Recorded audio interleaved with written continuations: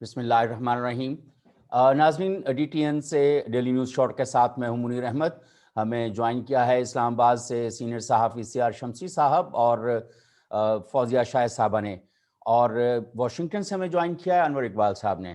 اور آج ہم بات کریں گے شنگھائی کوآپریشن آرگنائزیشن کے حوالے سے، جس سے جو council of heads of states جو ہے اس سے کل وزیر اعظم عمران خان نے بھی خطاب کیا، اور اس کے ظاہر ہے کہ نہ صرف روس کی طرف سے بلکہ کچھ اور ممالک کی طرف سے بھی بڑی تعریف کی گئی۔ اور دوسری طرف وزیر اعظم نریندر مودی نے وزیر اعظم عمران خان کو 30 نومبر کو ہونے والی دلی میں جو ہو رہی ہے شنگھائی کوآپریشن آرگنائزیشن کی کانفرنس، اس میں مدعو کیا ہے۔ تو آج زیادہ جو ہم بات کر رہے ہوں گے وہ ایس سی او شنگھائی کوآپریشن آرگنائزیشن کے حوالے سے کر رہے ہوں گے، اور یہ دیکھیں گے کہ جس کو ایس سی او کے مختلف ممالک نے وزیر اعظم کے جس اسکوپ آف ایس سی او پہ جو انہوں نے بات کی ہے ریجنل سیکیورٹی اس کے حوالے سے، تو اس پہ دیکھیں گے کہ کیا اس بیان کو صرف اپریشیٹ ہی کیا جاتا ہے یا اس کے اوپر کوئی عمل ہوتا ہوا بھی ہمیں نظر آئے گا۔ انور اقبال صاحب، اپنا مائک آپ بھی آن کر لیں، اور تاکہ ہم اس کے اوپر بات کر سکیں کہ یہ ایک بڑا اچھا ہے فوزیہ شاہ صاحب اور سیار شمسی صاحب کہ جو روس نے اور کچھ ممالک نے جو کل وزیر اعظم عمران خان نے خطاب کیا تھا ایس سی او کی ایک ہیڈز آف اسٹیٹ کی جو کونسل ہے اس سے، اور انہوں نے خاص طور پہ دہشت گردی کی جو اس وقت حالات ہیں اس کو اپنا موضوع سخن بنایا تھا، اس کے اوپر انہوں نے بات کی تھی۔ پھر انہوں نے جو ریجنل پیس اور سیکیورٹی ہے خاص طور پہ پوری ان کی تقریر جو ہے وہ اسی حوالے سے تھی، اور اسی میں انہوں نے اکنامک کوآپریشن کو بھی اپنا موضوع بنایا تھا۔ انور اقبال صاحب، اپریشیٹ کل والی تقریر جو ہے وزیر اعظم عمران خان کی وہ تو بہت ہوئی، لوگوں نے بڑی تعریف کی، اور ہمارے عمران خان جو ہیں وہ سپر ہیرو ہیں، اور ان کی تقریریں یو این سے لے کے کون سا ایسا انٹرنیشنل فورم ہے جس کے اوپر ان کی تقریریں اپریشیٹ نہیں کی جاتی؟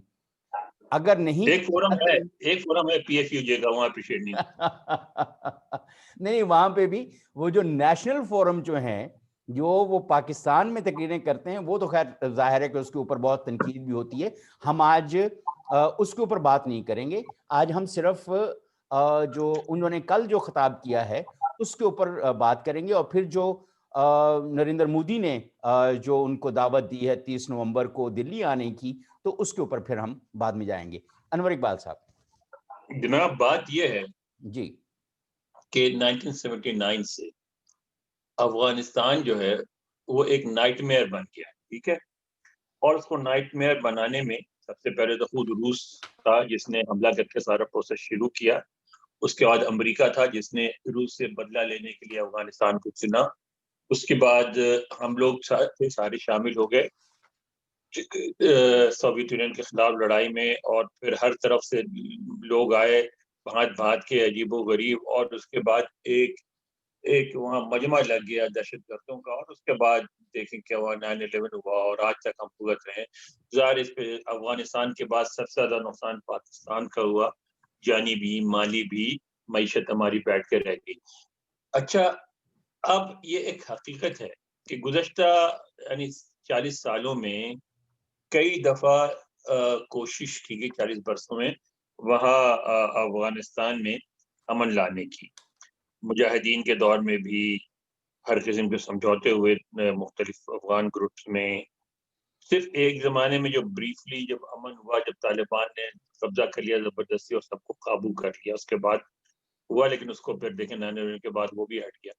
اب ایک حقیقت ہے، سب کو پتہ ہے کہ افغانستان میں اس وقت تک امن نہیں ہو سکتا جب تک افغانستان کے ارد گرد کے ممالک جو ہیں وہ ان میں کوئی انڈرسٹینڈنگ نہ ہو افغانستان میں امن کرنے کی، کیونکہ وہ ہر ملک کا وہاں، جس میں ایران شامل ہے، جس میں پاکستان شامل ہے، جس میں بھارت شامل ہے، جس میں سینٹرل ایشین ممالک شامل ہے، ایون ٹرکی کے کا کوئی نہ کوئی یہاں وہاں فیوریٹ لیڈر ہے اور کوئی نہ کوئی فیوریٹ گروپ ہے جو کہ لڑتا رہتا ہے اور ان کو امداد ملتی رہتی ہے ان ملکوں سے. ٹھیک ہے, تو جب تک یہ ملک ایگری نہیں کریں گے کہ ہاں عدم مداخلت پہ اور امن پہ, اس تک امن نہیں ہوگا. اب سوال یہ ہوتا ہے کہ افغانستان میں امن کیوں ضروری ہے؟ اس لیے ضروری ہے کہ اس وقت دنیا میں آپ دیکھیں جو دنیا کا ماڈل ہے معاشی ترقی کا, وہ یہ ہے کہ ہر ریجن کے ملکوں نے اپنا ایک بلاک بنایا ہے اور آپس میں تجارت کی ہے, اور اسی صورت میں ترقی ہوئی ہے. اس کے علاوہ ترقی ممکن نہیں ہے, اس لیے کہ ایک حقیقت ہے کہ مغرب جس جگہ پہنچ گیا ہے وہ اس کو آپ سے اس طرح انٹر کنیکٹ ہو کے بزنس کرنے کی ضرورت ہے, اور اگر ہوا بھی وہ بزنس ایک طرفہ ہوگا جس سے مغرب کو فائدہ ہوگا, آپ کو نہیں ہوگا. آپ کو فائدہ اسی صورت میں ہو سکتا ہے جب آپ ایک ریجن کے طور پہ آپس میں ٹریڈ کریں.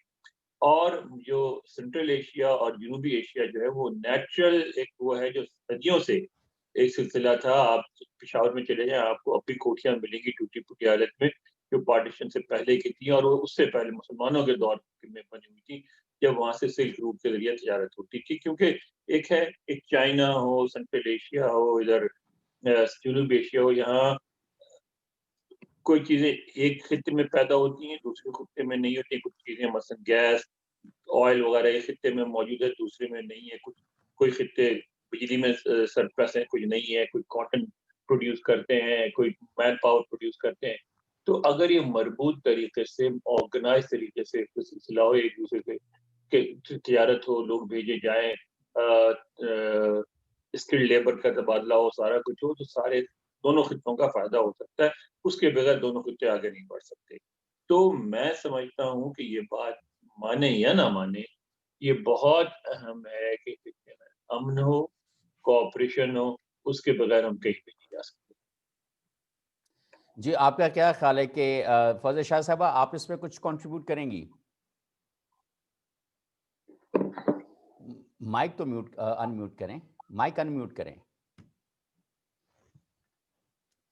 مائک انمیوٹ کریں. شکریہ منیر. دیکھیں انور اقبال صاحب نے بڑی تفصیل سے بات کی.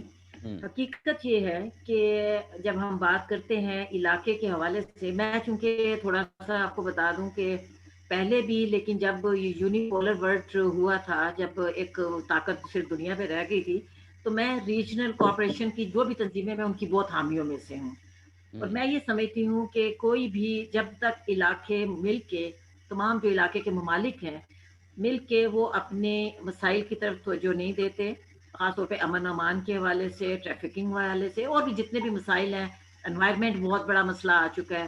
پھر اس کے ساتھ ساتھ چونکہ جب ہم ساؤتھ ایشیا اور اس علاقے کی بات کرتے ہیں تو غربت بھی ظاہر ہے کہ بہت بڑا ہے, آبادی بہت زیادہ ہے. یہ تمام مسائل جو ہیں ان سب کو ایڈریس کرنے کے لیے میں سمجھتی ہوں کہ ریجنل کوآپریشن کی بہت ضرورت ہے. اور اگر کوئی آپ نے حقیقی ترقی کرنی ہے اور ممالک کے درمیان ایک بہتر ریلیشنز رکھتے ہوئے آگے بڑھنا ہے, تو وہ آپ کو اسی طرف جانا پڑے گا. اور چونکہ میں تھوڑا سا شنگھائی جو کوآپریشن ہے اس کی میں ہمیشہ سے حامیوں میں سے رہی ہوں, کیونکہ اس کے ایجنڈے میں جو بنیادی ایک چیز ہے جس میں کانفیڈنس بلڈنگ معیار کی بات کی جاتی ہے کہ تمام علاقے کے ممالک جو ہیں وہ آپس میں اس طرح کے تعلقات رکھیں کہ ایک دوسرے کے خلاف کوئی بدگمانی نہ ہو. اب وہ الگ بات ہے کہ اس میں پاکستان اور انڈیا بھی یقیناً شریک ہیں, لیکن اس کے باوجود وہ جو ایجنڈے کا بنیادی نقطہ ہے وہ بہت زیادہ اہمیت کا حامل ہے, کیونکہ آپ نے زیادہ توجہ جو ہے اس طرف دے رہے ہیں کہ جو پرائم منسٹر کی تقریر ہے. میرا خیال ہے کہ ہمیشہ سے ہم نے یہ دیکھا, اچھا ہے کہ ہم اس چیز کا ادراک رکھتے ہیں اور سمجھتے ہیں کہ علاقے کے ممالک کو مل کر اپنے مسائل کی طرف توجہ دینا چاہیے, لیکن ابھی تک اس طرف ہم آگے نہیں جا سکے. اس وقت یہ ہمارا جو خطہ ہے, اگر وسائل کے لحاظ سے دیکھیں, سینٹرل ایشیا کی بات جو ہے سب سے اہم ہے, اس کو ہم نظر انداز نہیں کر سکتے. پھر چائنا خود جو ہے, رشیا ہے, چائنا ہے, سینٹرل ایشیا ہے, اور اس کے دیگر جو تمام ممالک ہیں, اس کے رکن ممالک ہیں, ان میں وسائل کی کمی نہیں ہے, لیکن غربت بھی اس علاقوں میں سب سے بدترین ہے. کیونکہ ساؤتھ ایشیا کی غربت آپ جانتے ہیں کہ بہت بری حالت ہے. پھر ایک طویل عرصے سے 1979 سے اگر دیکھیں تو ہم کچھ انریسٹ کی صورتحال رہی ہے افغانستان کے حوالے سے. پہلے چاہے افغانستان کو سوویت یونین کے حوالے سے دیکھا جاتا تھا, لیکن اس کے بعد 9/11 کے بعد جو بھی صورتحال رہی ہے اس کا سب سے زیادہ متاثر پاکستان ہوا ہے، اور پاکستان ہی سمجھتا ہے کہ اس کو ہمیں کس طرح نکلنا ہے۔ اور چونکہ افغانستان کے مسئلے کے بارے میں آپ ہی کے پروگرام میں نے کئی دفعہ کہا کہ یہ مسئلہ امریکن افواج کے نکل جانے یا اس سے حل ہونے والی بات نہیں ہے۔ علاقے کے جب تک تمام ممالک حقیقی سوچ کے ساتھ، حقیقی ایک قوت کے ساتھ، یا اس کو یہ کہہ لیجئے کہ نیت کے ساتھ اس مسئلے کو حل نہیں کریں گے بیٹھ کے، یہ مسئلہ حل ہونے کا نہیں ہے۔ تو یہ ایک اچھی صورتحال ہے، کیونکہ جو کل اجلاس تھا اس میں علاقے کے دیگر ممالک کے ساتھ جو بہت اہم بات تھی، وہ میں سمجھتی ہوں کہ کووڈ-19 کے حوالے سے بہت اہم بات تھی، کہ مجھے یہ ایک اچھا اطمینان بھی ہوا کہ یہ تمام ممالک جو ہیں وہ مل کے اس صورتحال کا جائزہ بھی انہوں نے لیا، اور اس کو نبٹنے کے حوالے سے بھی پاکستان نے اپنے تجربات سے بات کی ہے، دیگر ممالک نے بھی اپنے تجربات سے بات کی ہے، اور خاص طور پہ جو روس کی جانب سے کوئی 2 ویکسین کے حوالے سے بات کی جا رہی ہے کہ اس کی کافی کامیابی کے ساتھ وہ آگے بڑھ رہے ہیں، تو یہ بھی ایک علاقے کے ممالک کے لیے تھوڑی سی اطمینان کی بات ہوگی۔ چائنا بھی اس میں کام یقیناً کر رہا ہے۔ میں ابھی تک یہ نہیں کہہ سکتی کہ کوئی روس کا یا چین کا کوئی بہت کامیاب تجربات ہے، لیکن بہرحال جو کل بات سامنے آئی تھی میں اس کی روشنی میں کہہ رہی ہوں کہ یہ علاقے کے ممالک کو تھوڑا سا یہ قوت دیں گے، اور یہ بہتر صلاحیت سمجھی جائے گی کہ اگر ہم اس پینڈیمک سے مل کے نکلتے ہیں۔ میں مل کے نکلنے کی بات اس لیے کہہ رہی ہوں کہ یہ کوئی ایک ملک نہیں کہہ سکتا، جس طرح انوائرمنٹ ایک دوسرے سے بہت زیادہ منسلک ہے، اسی طرح یہ بھی ایک جو وبا ہے وہ بھی ایک دوسرے ملک کے ساتھ بہت زیادہ منسلک ہے۔ باقی ظاہر ہے سب کو پھر میں یہ کہوں گی، علاقے کے ممالک کو مل کے ہی اپنے مسائل حل کرنے چاہیے، بجائے اس کے کہ ہزاروں میل دور ہم دیکھیں، بڑی طاقتوں کو دیکھیں، یورپ کو دیکھیں۔ دیکھیں یورپ وغیرہ میں کوئی ایسی بڑی چیز نہیں ہے، وہ ایک برس کئی چونکہ صدیوں پہ محیط وہ ممالک ہیں، اور آپ کو معلوم ہے کہ پوری دنیا پہ حکمرانی کرتے رہے، اور اس میں تھوڑی سی ایک ایسی صورت نظر آتی ہے، لیکن وہاں بھی ریسیشن کا پیریڈ سب سے بدترین رہا۔ وہاں بھی بے روزگاری اور غربت جو ہے وہ بہت بری حالت میں ہے، وہاں بھی ہوم لیس پیپل کی تعداد بہت زیادہ ہے۔ امریکہ جیسے ملک میں ہوم لیس پیپل، بے روزگاری اور یہ تمام مسائل وہاں بھی زیادہ ہے، لیکن ہمارے یہاں چونکہ وسائل زیادہ ہیں ہم اس پہ توجہ نہیں دے پا رہے۔ ہمیں مل بیٹھ کے اپنے وسائل پہ توجہ دیتے ہوئے اپنے عوام کی بات کرنی چاہیے۔ بالکل فوزیہ شاہ صاحبہ، آپ نے یہ بالکل ٹھیک کہا۔ ہمیں سی آر شمسی صاحب کی طرف مجھے جانا ہے، اور اس سوال کے ساتھ کہ اس وقت جو ریجنل کوآپریشن ہمیں نظر آ رہا ہے وہ زیادہ اکنامک اور سوشل سیکٹر کے اندر ہے، جس میں کوئی ہیلتھ ہے اور کلائمیٹ چینج ہے اور پاورٹی ہے، اس کی طرف کو زیادہ بات ہو رہی ہے۔ لیکن روس نے اور ایک دو اور ملکوں نے جو کل اپریشیٹ کیا وزیر اعظم عمران خان کی تقریر کو، اس کا جو بنیادی جو کرکس آف دی اسپیچ جسے ہم کہہ سکتے ہیں، وہ ریجنل پیس اور سیکیورٹی اور دہشت گردی کے خلاف تھا۔ تو یہ کیا جو ممالک اس وقت سی آر شمسی صاحب عمران خان کی اسپیچ کو اور اسٹانس کو اپریشیٹ کر رہے ہیں، آپ کیا سمجھتے ہیں کہ کیا وہ عملی طور پر جو اس ریجن کے اندر کانفلکٹس ہیں اس کو دور کرنے میں اپنا کردار ادا کر پائیں گے؟ میں ایک چیز ایڈ کر دوں، پھر آپ اس کے اوپر کمنٹ کیجئے گا، کہ آذربائیجان اور آرمینیا کے درمیان میں جو بہت دنوں سے جنگ جاری تھی، وہ روس نے انٹروین کر کے اور ان کے درمیان میں پیس ڈیل کرا دی ہے، اور پیس ڈیل آرمینیا کے اندر بڑی ناخوشگواری سے ایکسپٹ کی گئی ہے، جبکہ آذربائیجان نے کہ لوگوں نے اس کو بڑی خوش دلی سے ایکسپٹ کیا ہے، اور روس نے اپنی افواج جو ہیں وہ دونوں طرف جو ہیں وہ تعینات کر دی ہیں، تاکہ دونوں کی آذربائیجان اور آرمینیا کی افواج جو ہیں وہ آپس میں دوبارہ کوئی اس طرح کی ناخوشگوار کیفیت سے دوچار نہ ہوں۔ یہ ایک مثال تو ابھی ہمیں 2 روز میں نظر آئی ہے۔ کیا ایسی مثال ایس سی او یا اس کے جو ڈیولپڈ کنٹریز ہیں ان کی طرف سے کشمیر کے حوالے سے، یا جو اس وقت بارڈر کے مسائل ہیں انڈیا اور چائنا کے، وہاں پر یہ کوئی ہمیں مؤثر ہوتے ہوئے نظر آئیں گے؟ سی آر شمسی صاحب۔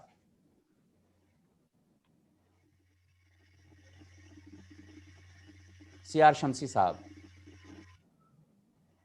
जी, बहुत शुक्रिया मुनीर साहब, आपने एक ही सांस में बेशुमार सवाल उठाए हैं, बेशुमार ख्वाहिशों का। जी जी, मैं सुन रहा हूँ जी, आपकी आवाज़ आ मैंने रही कहा है। मुनीर साहब बहुत शुक्रिया आपका। जी। आपने एक ही सांस में जी बहुत से बहुत से सवाल उठाए हैं और बहुत सी ख्वाहिशों का इजहार किया है, लेकिन ज़मीनी हक़ाइक़ ज़ाहिर है कि इससे बरअक्स हमें नज़र आते हैं। अच्छे की ख्वाहिश ज़रूर रखनी चाहिए, जी। लेकिन अमलन मैं देखता हूँ कि अभी जो आपने शुरू में सवाल किया था कि नरेंद्र मोदी वज़ीर-ए-आज़म, भारत ने पाकिस्तान के वज़ीर-ए-आज़म को मदऊ किया है, और इसी तरह जो शंघाई कॉन्फ्रेंस में वज़ीर-ए-आज़म पाकिस्तान का ख़िताब है।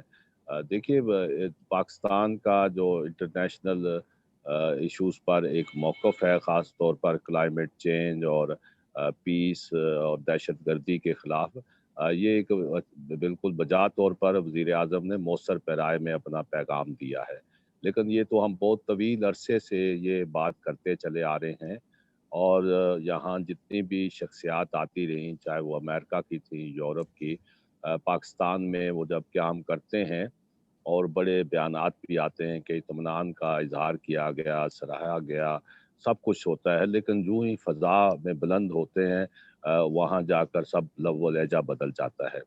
लेकिन शंघाई कॉन्फ्रेंस का जो फ़ोरम है, ये एक मैं समझता हूँ कि पहली बार एक हमें दुनिया में एक बहुत मौसर फ़ोरम नज़र आता है, और जिसने साबित किया है कि उस फ़ोरम का आने वाले वक्तों में एक बड़ी अहमियत का हामिल होगा।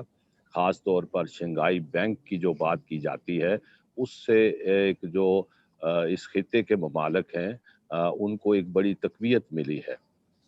जहाँ तक आपने कहा कि अगर आर्मीनिया और अज़रबैजान में रूस ने मुदाखलत करके सीज़ फायर करवाया है, तो ये एक अच्छी बात है। और रूस, आप देखें कि जब से शाम का मामला हुआ था, उस जंग में रूस बहुत पहले तो पस पर्दा नज़र आ रहा था, और सारा शाम में जो बारूद गिराया जा रहा था वो अमेरिका का था। लेकिन फिर जब रूस ने उसमें मुदाखलत की और एक उस मामले पे तवाज़न आया, तो रूस अपने आप को रिवाइव कर रहा है, और उसने किया है। और एक बड़ी खुशाइंद मैं मंज़र ये देखता हूँ कि कभी मास्को और इस्लामाबाद में बहुत तल्ख़ियाँ थीं, और ज़ाहिर है उनकी बहुत सी वजूहात भी थीं, लेकिन आज रूस और इस्लामाबाद के दरमियान मुश्तरका जंगी मशक़ें हो रही हैं, और ये दूसरी बार जंगी मशक़ें हो रही हैं। पहले कोहमालिया पे हुई थी, और उसकी भारत ने बड़ी शदीद मुखालफत भी की थी।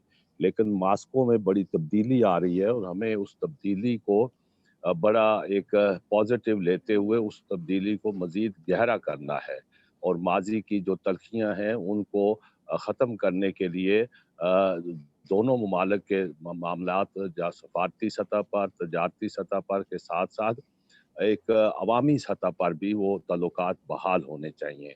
जो अवामी सतह पर ताल्लुकात होते हैं वो ज़रा देरपा होते हैं, और उनके असरात रहते हैं।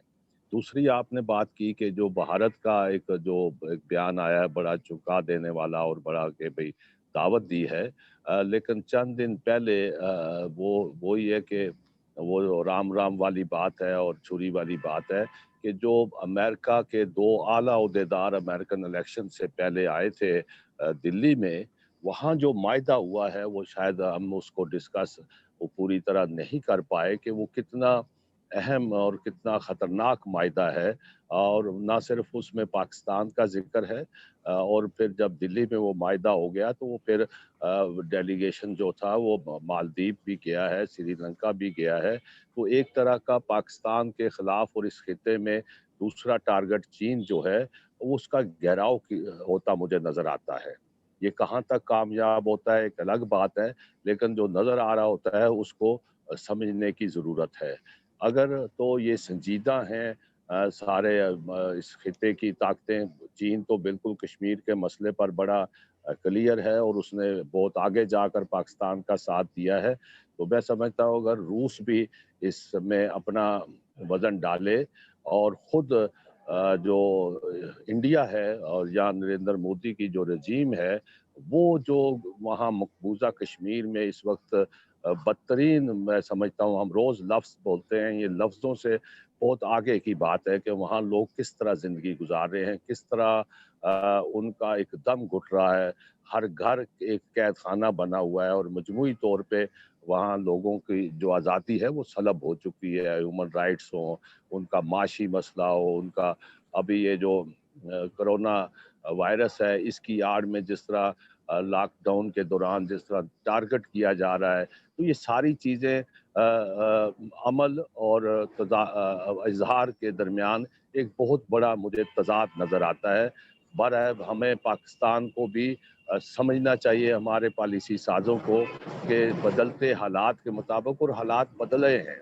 میں سمجھتا ہوں کہ ٹرمپ کی شکست جو ہے وہ دنیا کی فتح ہے، اور دنیا جو جہاں نفرت اور استحصال اور خوف پھیلا کر اور طاقت کے ناجائز استعمال سے جو لوگوں کو دبانے کی بات ہے، وہ اب ایک تاثر ٹوٹ رہا ہے، اور اس میں پاکستان کو اپنی خارجہ پالیسی، جس کو میں ہمیشہ سمجھتا ہوں کہ وہ پہلے تو وہاں ایک بہت موٹی قالین بچھی ہوئی تھی، دفتر خارجہ میں بچھی رہتی تھی، اور اس کی گرد جو تھی وہ نیچے تھی، اب انہوں نے بڑی خوبصورت وہاں ٹائلیں لگا دی ہیں، لیکن ٹائلیں لگانے سے، رنگ کرنے سے خارجہ پالیسی کی جو روح ہے وہ زندہ نہیں ہوتی۔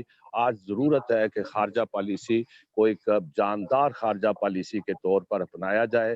یہ پچھلے دنوں بھی ہم بات کر رہے تھے، انور اقبال صاحب نے بھی بات کی تھی کہ خارجہ پالیسی کو ان کو ہی بنانا چاہیے، دفتر خارجہ کے بند کمروں میں بننی چاہیے۔ میں نہیں مانتا، یہ خارجہ پالیسی کا آپ کو پارلیمنٹ میں ڈسکس کرنا چاہیے، جو لوگوں کے لیے ہوتی ہے۔ وہاں خارجہ امور کی کمیٹی ہے، قائمہ کمیٹی ہے، وہاں بیٹھے بات کریں کہ ہم نے کیا کھویا، کیا پایا، ہم نے اسٹریٹجک ڈیپتھ کی پالیسی سے کیا کھویا، اور آج اگر پھر وہیں ہم کھڑے ہیں تو کس طرح راستہ بنانا ہے۔ تو یہ ساری چیزیں مل جل کر صرف ایک تقاضا کرتی ہیں کہ پاکستان داخلی طور پر جب مضبوط ہوگا، معاشی طور پر مضبوط ہوگا، سیاسی کشیدگی ختم ہوگی، اور ایک نیشنل ایشوز پر کنسنسس ہوگا، تو پھر ہم آگے بڑھ سکتے ہیں، لیکن اس کو لیڈ برحال حکومت کو کرنا ہے۔ بہت شکریہ، بہت شکریہ سیار شمسی صاحب۔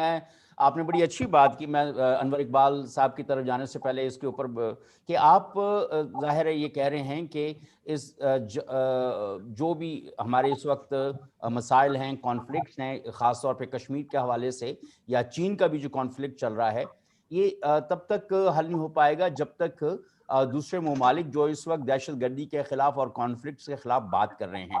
اور دوسری، انور اقبال صاحب، سیار شمسی صاحب نے بڑی اچھی بات کی ہے کہ Russia is gaining power again, وہ اپنا ایک امیج اور اپنا سٹیٹس جو ہے وہ ریجن کے اندر اور دنیا کے اندر بحال کر رہا ہے۔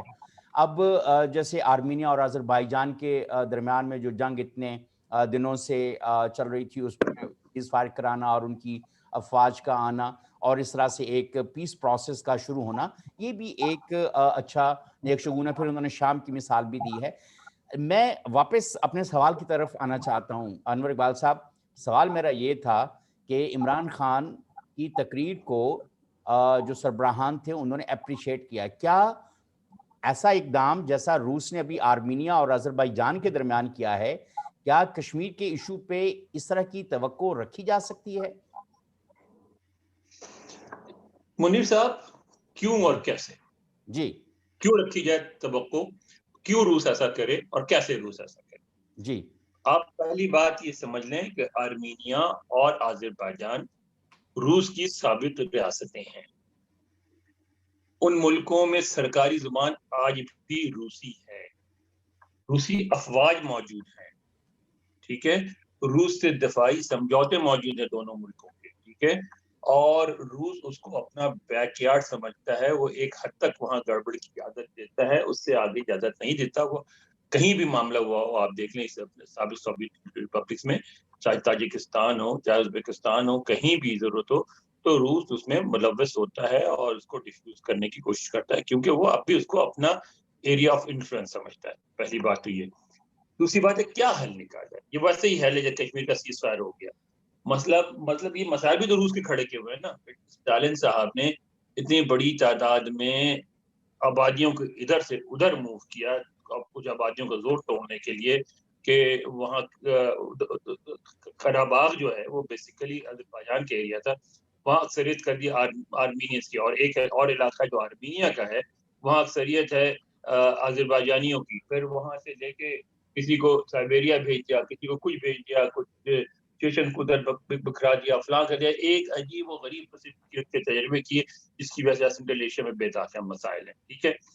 ایک دوسری بات یہ ہے کہ کشمیر میں اگر کل رشیا یہ بیان بھی دے دے کہ ہم جو ہے بھارت اور پاکستان کے درمیان مذاکرات کرنا چاہتے ہیں، کیا بھارت اپنے اسٹینڈ سے پیچھے ہٹ جائے گا کہ ہم کسی تیسری طاقت کو ملوث بالکل نہیں پیچھے ہٹے گا. انہوں نے امریکہ سے اس وقت بھارت کو بہت فوائد حاصل کرنے ہیں، امریکہ کے ساتھ مل کے کام کر رہا ہے. لیکن جب صدر ٹرمپ نے بات کی تو ان کی موجودگی میں مودی نے کہہ دیا تھا کہ نہیں، ہم انہوں نے تو کشمیر نہیں، انہوں نے ایون پاکستان اور انڈیا کے بارے میں کہا کہ پاکستان اور انڈیا کے تعلقات میں بھی ہم تیسرے ملک کی کوئی مداخلت برداشت نہیں کرتے، کیونکہ وہ انڈائریکٹلی پاکستان کو بھی اپنی خطے کا، وہ جس طرح روس سوویت یونین کو اپنا ایریا سمجھتا ہے، انڈیا پاکستان کو اپنا ایریا سمجھتا ہے.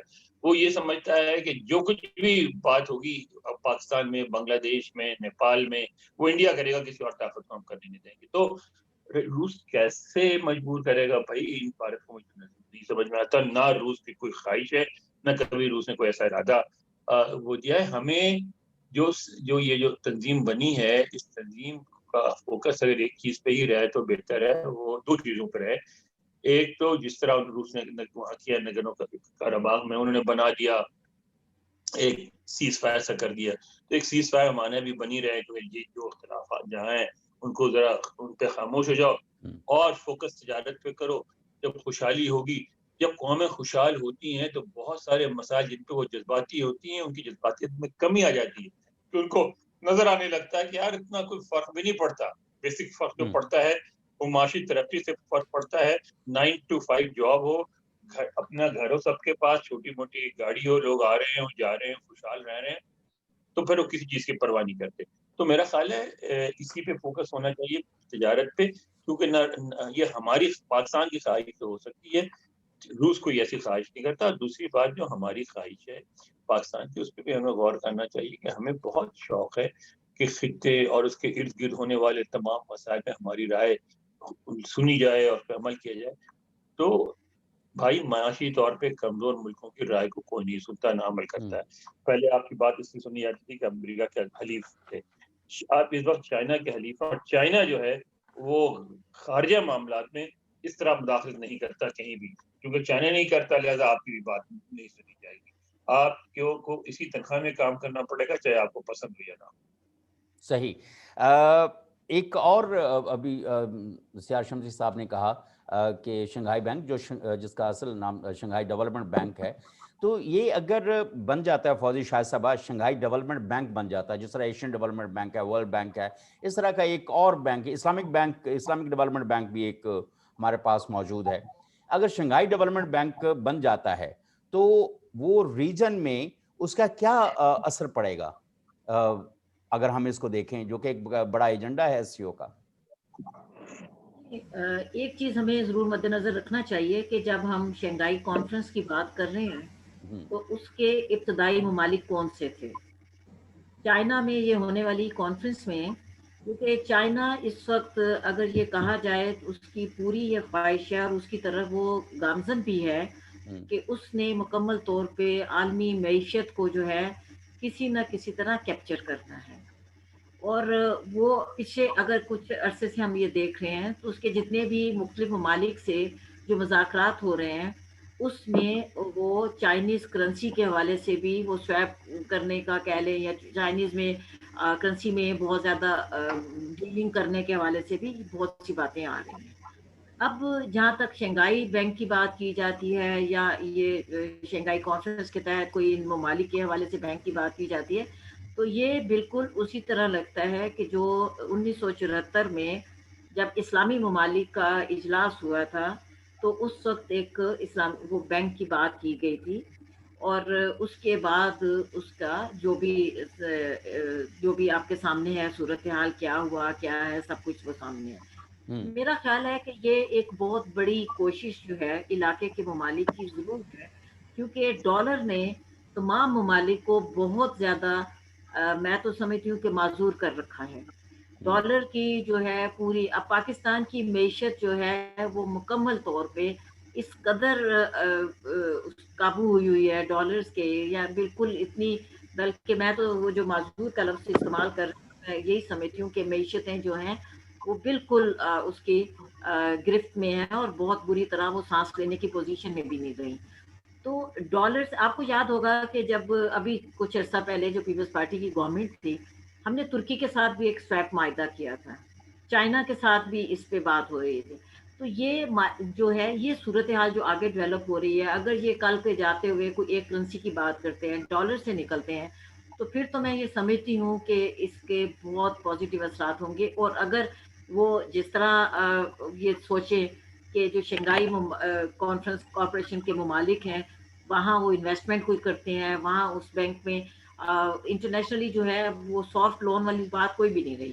اب ورلڈ بینک کی گرپ میں آپ چلے جاتے ہیں، پھر دھنستے چلے جاتے ہیں. اسی طرح IMF کہہ لیجیے، جو بھی ڈونرس وہ ہیں ایجنسیز ہیں، تو آپ ان کی گرپ میں اتنی بری طرح جکڑے جاتے ہیں کہ ابھی آپ نے یہ دیکھا کہ یہ جو اس کی FATF کی بات ہو رہی تھی، تو کیا ہوا کہ آپ نے پورا کا پورا ان کا جو ڈرافٹ تھا اس کو آپ نے اپروو کرا لیا، یہ سوچے سمجھے بغیر کہ یہاں بھی کوئی انسان رہتے ہیں، ان کے کیا ہوگا، ان کے بنیادی انسانی حقوق کس طرح ہوں گے. تو وہ آپ ان معاہدوں کے اتنے جکڑے جاتے ہیں کہ آپ اپنی عوام کو بھی بھول جاتے ہیں اور اس کے تقاضوں کو بھی بھول جاتے ہیں.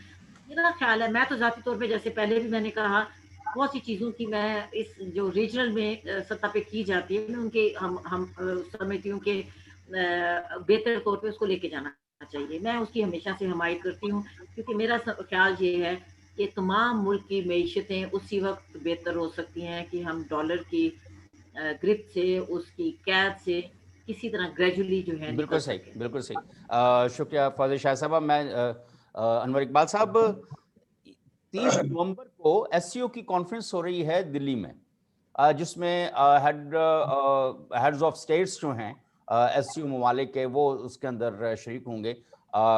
نریندر مودی نے عمران خان صاحب کو بھی دعوت دی ہے کہ وہ آئیں. ظاہر ہے کہ وہ ایکسیپٹ ابھی کرتے ہیں یا کیا کرتے ہیں، یہ تو ایک دوسری صورتحال ہے. لیکن اگر وزیر اعظم عمران خان وزیر اعظم نریندر مودی کے دعوت پہ چلے جائیں SCO کی کانفرنس میں دلی میں، تو جو اس وقت کافی صورتحال جو انڈیا اور پاکستان کے درمیان میں تناؤ کا شکار ہے، تو کیا کچھ برف پگھلنے کے چانسز ہیں؟ کیا کشمیر کے اوپر جو اتنا اس وقت ظلم ہو رہا ہے اور ہماری سرحدوں کی جو اتنی وائلیشن ہو رہی ہے، اور جو را کے ایجنٹس جو ہیں وہ دھڑا دھڑ پاکستان کے اندر جو ہیں وہ مداخلت کر رہے ہیں، تو یہ کیا کوئی ایسی کوئی صورتحال بہتر ہوتی نظر آئے گی ہمیں؟ انور اقبال صاحب. پہلی بات تو یہ ہے جناب منیر صاحب، ابھی فوجی صاحبہ جو کہتی ہیں، آپ نے بھی خواہش ظاہر کی کہ شنگھائی بینک جو ہے وہ ورلڈ بینک یا IMF کی طرح بن جائے. شنگھائی بینک میں جو مین انویسٹر کون سا ملک ہے؟ چائنا ہے، پیسہ اس کا ہے نا.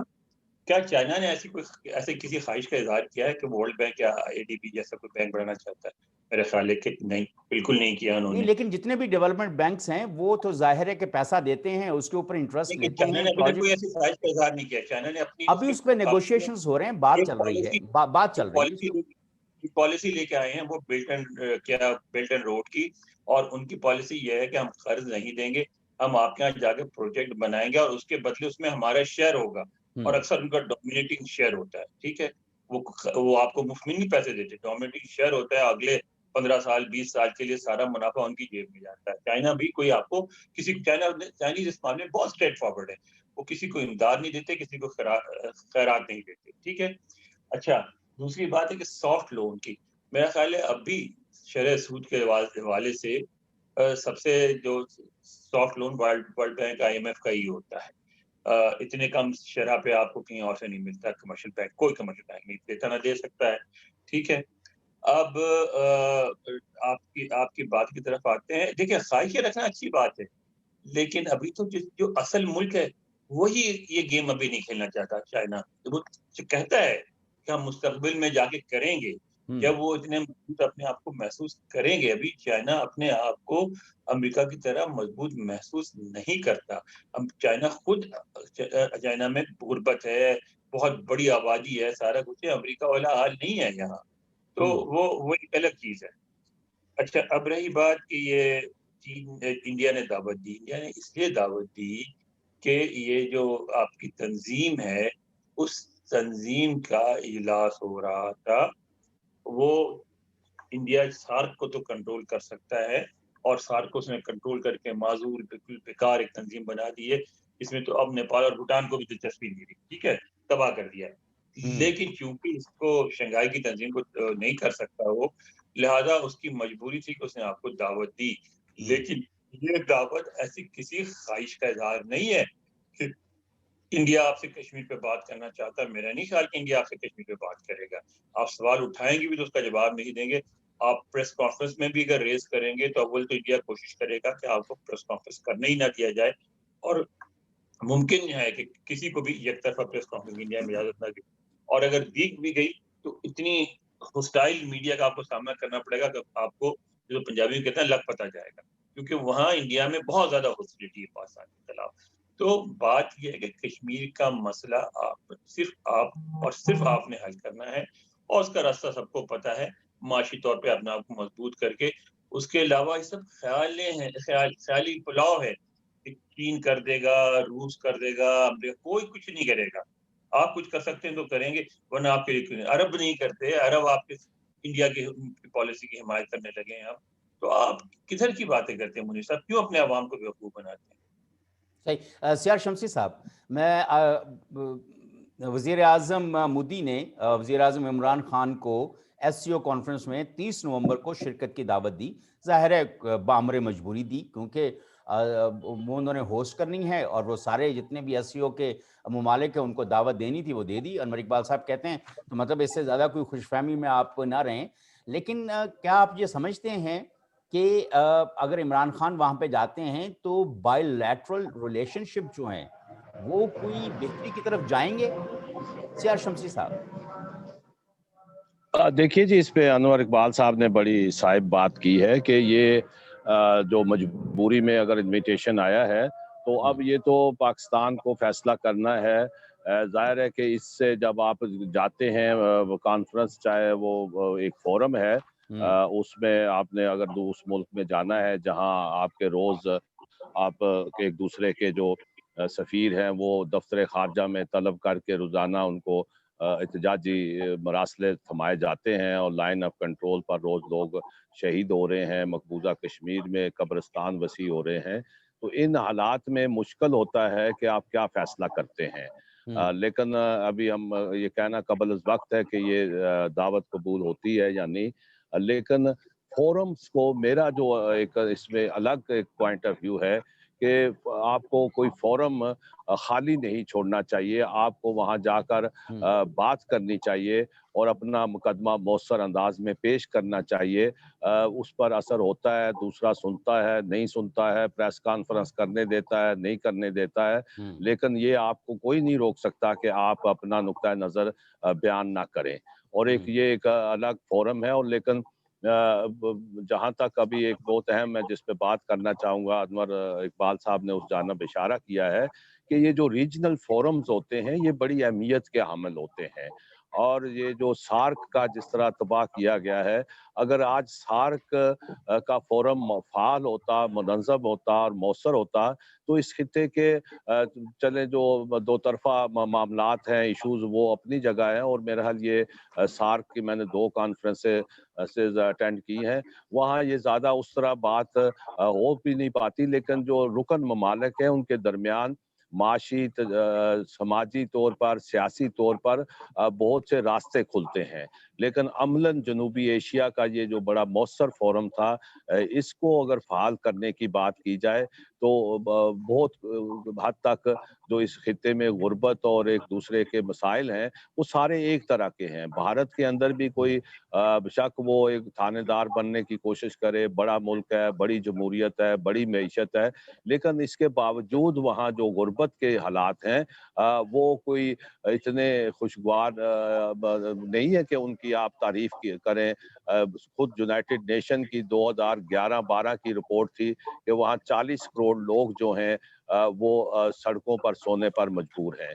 تو یہ ہمارے ہاں بھی کوئی دودھ کی نہریں نہیں بہہ رہی. تو یہ تو ایک بڑے مسائل آج اگر دنیا نے دیکھنا ہے, اور بنیادی بات پھر گھوم پھر کر آج کی دنیا میں معیشت پر آتی ہے, اور ہم اپنی معیشت کی طرف توجہ دیں, اور معیشت اسی وقت بہتر ہو سکتی ہے جب ہم داخلی جنجال جو ہیں, جو ایک گرد آلود فضا رہتی ہے, اس سے نکل کر اپنی کوئی ڈائریکشن کا تعین کریں تو ہم آگے بڑھ سکتے ہیں. بالکل, بہت شکریہ انور ایک بات میں کہنا چاہوں. جی جی جی یہ جو بات کی نا انہوں نے, شمسی صاحب نے, یہ اس سے میں 100% اس کی تائید کرتا ہوں کہ عمران خان کو ضرور جانا چاہیے, پاکستان کو ضرور شریک ہونا چاہیے, چاہے وہ کوئی موقع دیں یا نہ دیں, اور جب ظاہر ایک تقریر تو کریں گے, اور اپنی تقریر میں اپنی باتوں کو سب کے سامنے رکھنا چاہیے, کسی بھی فورم کو خالی نہیں چھوڑنا چاہیے.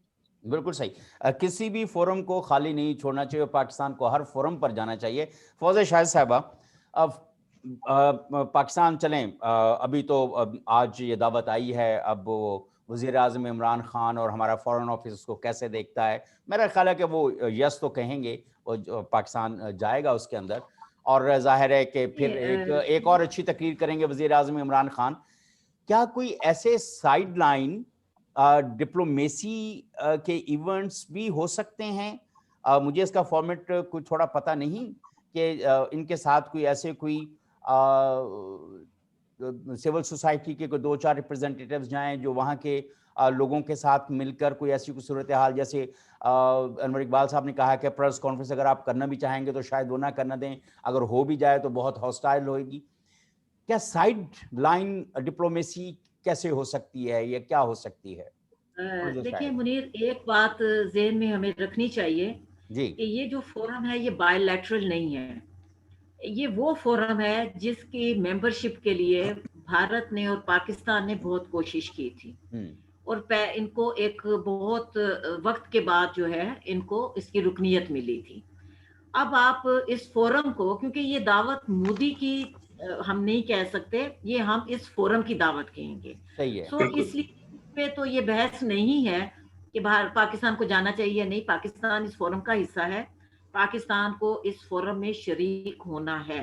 اور یہ اب بہت بڑی حماقت, اور ڈپلومیٹک میں سمجھتی ہوں کہ اتنی بڑی غفلت اور جہالت ہوگی اگر ہم اس میں کسی طرح ڈینائی کرتے ہیں. یہ ایک تو پہلے یہ میری اس پہ بات ہے. اور دوسری بات یہ ہے کہ آپ جب یہ کسی بھی جب ملک میں جاتے ہیں, اور ظاہر ہے کہ وہاں یہ ہم نہیں کہہ رہے کہ آپ نے وہاں جا کے کوئی بائی لیٹرل ریلیشنز کے حوالے سے کوئی بات کرنی ہے, آپ نے پورے خطے کی بات کرنی ہے, اور خطے کے